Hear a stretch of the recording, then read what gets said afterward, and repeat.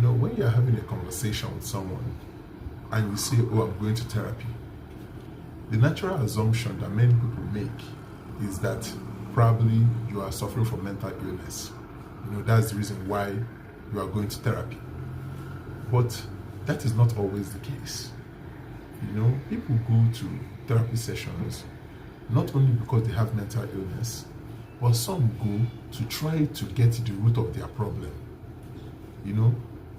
Living in this modern day world, we have many challenges and everybody gets their own share. So sometimes people go to therapy to help understand these challenges that they are facing and to even know how to deal with the challenges. What are some of these challenges I'm talking about? It can be in your workplace. Let's say you are in a toxic work environment where people bully you, intimidate you, and harass you. So you go to a therapy session to try and understand why this thing is happening to you, whether you are doing something that is bringing about this behavior. That's one. Another reason why someone can go to a therapy session can be that the boss is always insulting them or emotionally abusing them. And so they go to therapy. I remember the last therapy session I was in, it was this young lady whose boss was always threatening to fire her.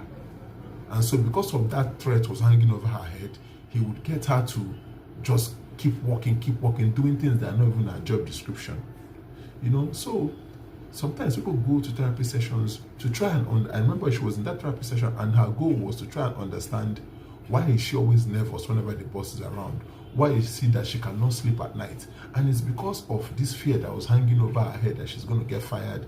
And if she gets fired, she can't see a good job because the boss kept threatening her that, "Oh, you have to, I'll fire you, will not see any job." So because of that fear, it made her uncomfortable with anything she's doing.